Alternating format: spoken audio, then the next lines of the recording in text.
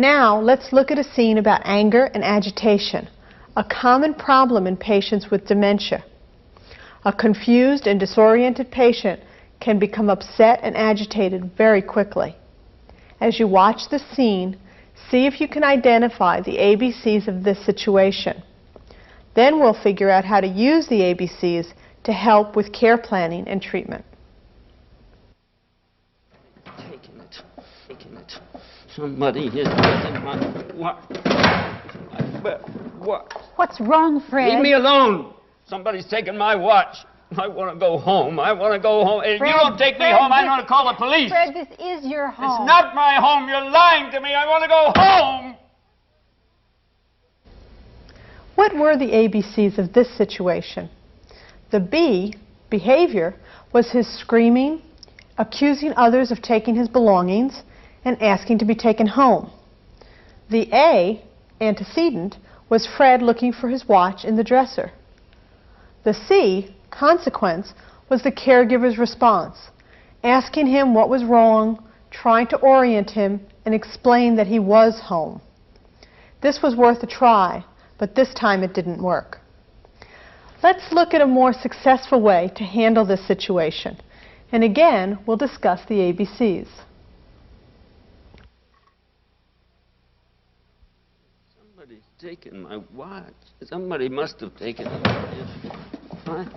What's wrong, Fred? Can I help you find something? Somebody's taken my watch. I can't find it. Oh, you're worried about your watch? I want to well, go home. I don't like it here. People take your okay. things. Oh, look, Fred, here's your watch. I want to go home, and I'm not happy here. I want Tell to go me home. about your home, Fred. I understand you're from Texas. I was born in Texas, yeah. I was born in El Paso. What were the ABCs here? The B, behavior, was again the patient beginning to become agitated and angry. The A, antecedent, was also the same as before, the patient looking for his watch. In this case, however, the caregiver did two things. She changed the antecedent by noticing the patient's agitation and intervening early. And two, she changed the consequence, C. Rather than trying to orient him, which didn't work the last time, she distracted him, redirecting him before he became more angry or agitated. Although he was still concerned and agitated, she was able to calm him by redirecting him, and she reinforced his cooperation with her by taking some time to chat with him. She also used good communication skills, making eye contact, using a calm, soothing voice, responding to Fred's feelings without correcting or confronting him. Once you have identified a problem behavior, gathered the details of ABCs about it, you can then try to change it by developing an individual plan. A plan that is individualized, designed specifically around the ABCs of a given situation, is likely to be much more effective than one developed generically for everyone. Remember, patients are individuals. The way to change behavior is to change its antecedent and consequence. Since the antecedent leads to the behavior, changing the antecedent may avoid or change the problem behavior. Since behavior also is related to the consequences, changing the consequences of a behavior can also change the behavior. Of course, not every attempt at behavior change will work. Sometimes you think you have identified the antecedent and consequence, but even after you change them, the behavior remains. In that case, it's back to the drawing board and time to try again. Perhaps there are other antecedents or consequences you missed. Keeping this in mind, it is important to set realistic, reachable goals tailored to the individual.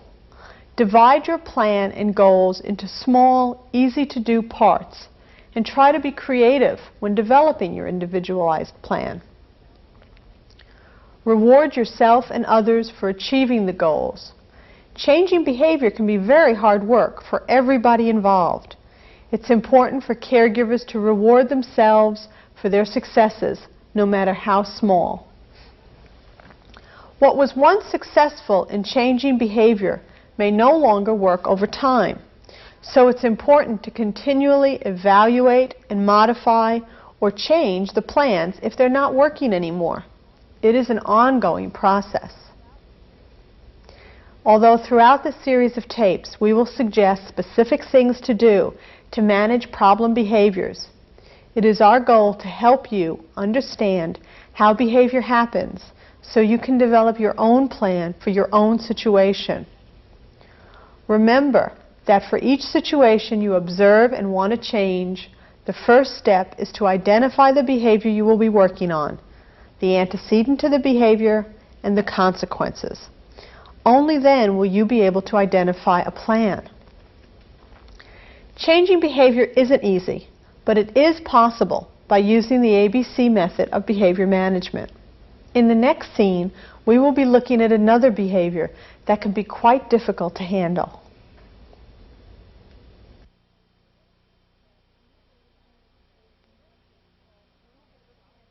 In this scene, we will be looking at a behavior sometimes called a catastrophic reaction. This behavior often appears to be an extreme overreaction by the patient to what seems to be just a minor incident or upset. Are you? Sit down, sit down, sit down. Sit down. Sylvia, come on, we've got to finish up. Come on. Sylvia, open up. Come on. Leave me alone. No, we need... Leave me alone. The ABCs of behavior in this last scene are interesting. What was the behavior that was a problem? B, behavior. What happened? In this scene, there were really two behaviors. One, resisting eating, and two, striking out at the caregiver. We need to look at one behavior at a time, though. So let's choose the one that is most disturbing to the caregiver, having the patient strike out at her.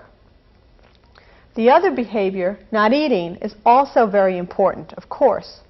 But oftentimes, patients do not eat because of how we are acting to try to get them to eat, as in the scene. Let's go back and see if we can change what the caregiver does so the patient eats and doesn't strike out. A, what happened just before the behavior? It was very noisy, there was a lot of commotion and activity, and the caregiver was distracted and hurrying to get everything done. She wasn't able to pay enough attention to the patient. C, what happened right after? The caregiver tries to make the patient eat and to hurry her along. She also is trying to use logic, explaining why eating now is important. By looking at the ABCs, you can start to see how this situation might have been handled more effectively.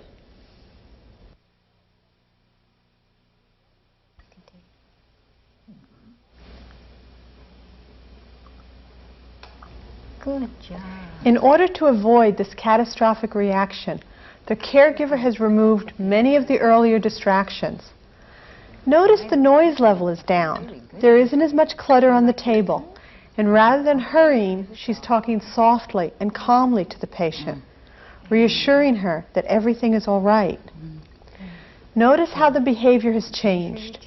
The patient is no longer resisting or angry. The behavior is the patient eating. How did that happen? The caregiver changed the A, antecedent. She decreased noise and is now paying more attention to the patient. The C, consequence, is that the patient continues to eat and remained calm. With the patient calming down, even the caregiver can relax a little now. Boy. Notice that in the first scene, the caregiver tried to use logic on the patient. She needed the patient to be finished with lunch so she could get on with the other activities of the day. But logic won't work here. The patient didn't understand why she was being rushed. She only responded to being hurried by becoming upset to the point of having a catastrophic reaction. Quite often, logic will not work with dementia patients. Also notice that by working with one behavior, you impact other behaviors. In this example, the patient struck out at the caregiver during the catastrophic reaction, so that was the behavior we focused on. The other behavior we noted was the patient was not eating. By avoiding catastrophic reactions in the future, by paying more attention to the patient before she gets upset, by avoiding too much other activity and encouraging the patient at every step, you will make it more likely that the patient will eat meals and will get the nutrition she needs. Catastrophic reactions often occur when a patient with dementia is overwhelmed by too much activity or too many demands. It is always harder to stop a catastrophic reaction once it starts. It is better and easier to prevent it, so always work to prevent them. You prevent them by attending to the A's, the antecedents or triggers. Some common A's include too many demands, too many questions, especially in too short a period of time. Too much stimulation, too much noise and activity. Difficult tasks, asking the patient to do something they could once do but can no longer do, like dressing or feeding themselves. Particular people sometimes upset patients. Criticizing the patient can upset them to the point of having a catastrophic reaction. Or fatigue may also cause catastrophic reactions. How do you change these A's?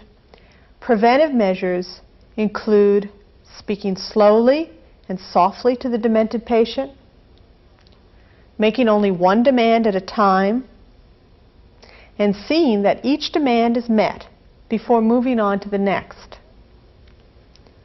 Avoid fatigue. Plan outings and activities when the patient is well rested. Be sure to have enough balance between activity and rest. Make eye contact and call the person by name. If the patient is becoming angry or agitated, take a break. Have someone different work with them or leave them alone for a while and try again later. Whenever possible, identify the antecedents which might trigger this reaction. Some patients are more prone to having catastrophic reactions than others. As you get to know a patient, you will be able to predict situations that might upset them, and you can use this information to form an individual plan that best suits their needs.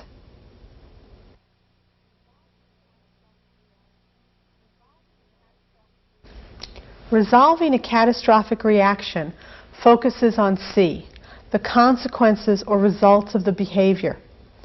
Although it is better to change the antecedent, sometimes you just can't, and so you'll need to work with the consequences.